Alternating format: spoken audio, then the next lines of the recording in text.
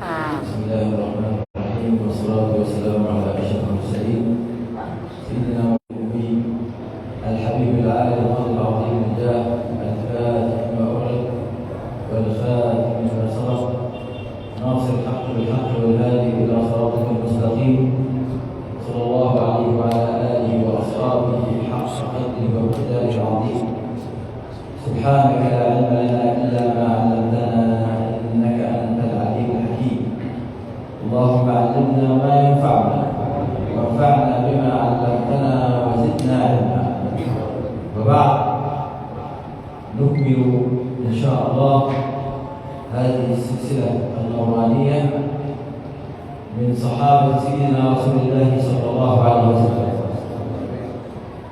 وموعدنا اليوم مع نجم من هؤلاء النجوم الذوائب، وهو النجم الخامس من هذه السلسلة العظيمة المباركة.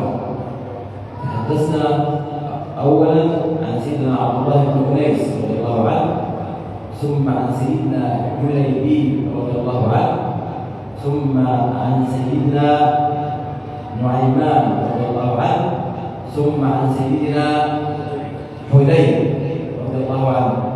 واليوم نتحدث عن النجم الخامس منهم رضوان الله تعالى عليه، نجم أيضا اسمه ربما يكون غير معروف لدى الكثير من المسلمين، وهو صاحب موقف عظيم مع سيدنا رسول الله. هذا الصحابي الجليل كان له موقف عظيم من أعظم المواقف التي حدثت مع صحابة رسول الله صلى الله عليه وسلم. هذا الموقف كله إيصال، كله كرم، كله سخاء، كله عطاء، كله ثقة بما في علم المولى سبحانه وتعالى من إكرام لأهل السخاء والعطاء. حديثنا اليوم عن سيدنا أبو الدحداح رضي الله عنه. سيدنا أبو الدحداح رضي الله عنه، هذا الصحابي العظيم النبي صلى الله عليه وسلم كان جالسا في مسجده المبارك ذات يوم، فجاءه شاب يتيم. هذا الشاب اليتيم كان معه بستان أو حائط، يعني البستان كان عليه حائط، معه بستان نخيل، فأراد أن يقيم جدارا حول البستان، يعني عاوز يعمل عاوز يعمل سور حوالين البستان بتاعه.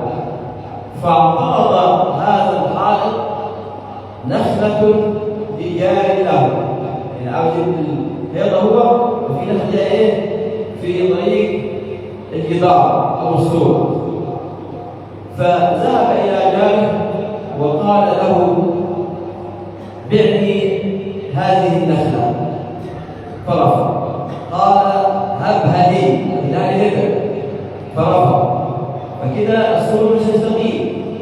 فذهب إلى رسول الله صلى الله عليه وسلم هذا الشاب اليتيم يشكو جاره، فأرسل إليه صلى الله عليه وسلم إلى هذا الجار وقال له: إن جارك أو هذا اليتيم يريد أن يقيم جدارا حول بستانه، واعترضته نخلة لك، ألا تعطيها له؟ قال: لا يا رسول الله، النخلة دي مش هفرق فيها.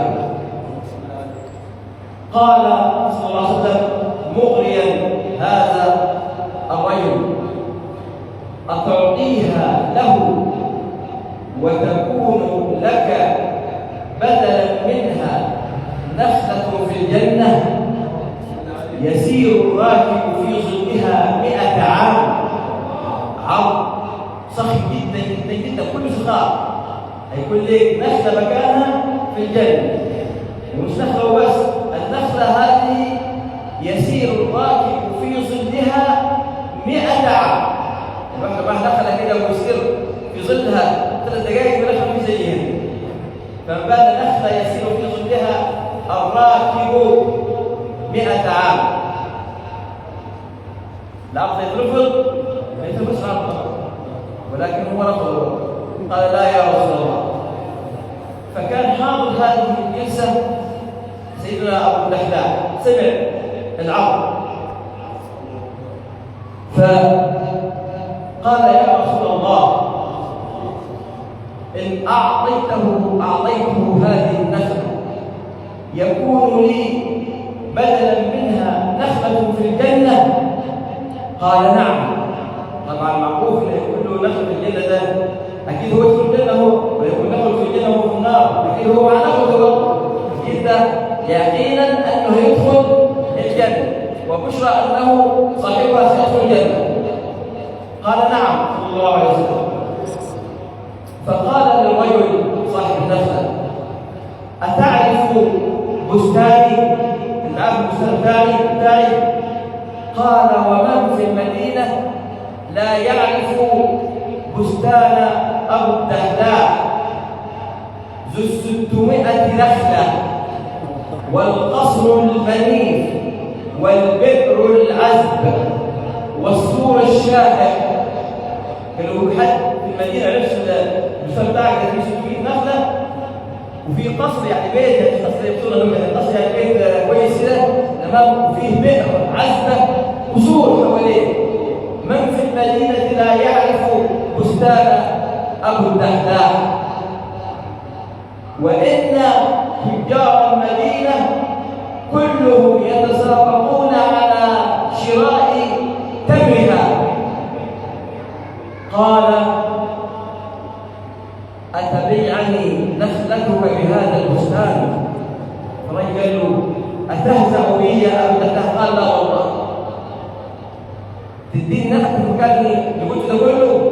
تبي النخلة والقصر والبئر العظيم وسور صاحب الشهر؟ قال نعم. قال هي لك، البستان كله لي، واعطيني هذه النخلة. فأخذ منه النخلة وتمت الصفقة بينهما. فنادى سيدنا أبو الدحداح على هذا اليتيم وقال لقد وهبتك هذه النخلة، هذه النخلة هي لك. وزمان كانت النخلة دي النخلة الواحدة كانت ثروة عظيمة، لأنه أعظم ثروة كانت النخيل. كان سيدنا صلى الله عليه وسلم كان مرة جالس مع أصحابه وقال إن من الشجر شجرة لا يسقط ورقها وهي مثل المؤمن، أي في جماع الخير والبركة، وهي مثل المؤمن. فوقع الناس في شجر البواد، يعني كل واحد من الصحابة يقول شجرة كذا شجرة كذا شجرة كذا، ما حد اسمها أبدا، شجرة لا يسقط ورقها. فسيدنا عبد الله بن عمر رضي الله عنه كان جالسا فقال فوقع في نفسي أنها النخلة فاستحييت. استحى أدبا لأنه كان كبار الصحابة ومنهم والد سيدنا عمر موجودين، حتى جاء كان يجاوبنا. قال فوقع في نفسي أنها النخلة فاستحييت، فقال صلى الله عليه وسلم إنها النخلة. فالنخلة كان يعني من يملك نخلة واحدة كان يملك ثروة من الصحابة. قال هي لك. ثم ذهب إلى رسول الله صلى الله عليه وسلم وقال له يا رسول الله إن أعطيته النخلة يكون لي نخلة في الجنة؟ فقال رسول الله صلى الله عليه وسلم لا ما يكفي. طيب ازاي يقول كذا؟ قال الله سبحانه وتعالى عرض نخلة بنخلة وأنت عرضت 600، فالله أكرم منك يا أبا الدحداح. إنها ليست نخلة كم من عزق رداح لأبي الدحداح، كم من عزق رداح لأبي الدحداح، يعني كم من نخيل كثير وبساتين من النخيل هي لك يا أبا الدحداح في الجنة. ليه؟ لأنه هو أعطى كل ما يملك مقابل إيه؟ صفقة ناجحة، صفقة مضمونة جدا، مقابل نخلة في الجنة. فذهب سيدنا أبو الدحداح رضي الله عنه إلى بستانه ونادى على زوجته: يا أم الدحداح، يا أم الدحداح اخرجي. قالت: ولما؟ قال: لقد بعت البستان. بعت ايه؟ البستان. هي طبعا عارفه زوجها تاجر شاطر وتمام، اكيد الصفقه ناجحه ومكسب كبير جدا، خليه يبيع في النخله والقصر والبيع. قالت: بكم يا ابا الدحداح؟ كيف بكم؟ قال: بعته بنخله في الجنه يسير الراكب في ظلها 100 عام.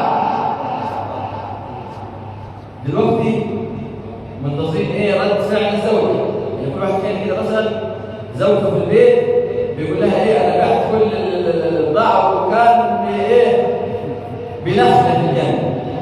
انت خربتها، انت بوظت البيت، وانت دائما ضاحكين عليك، وانت اهبل، وانت.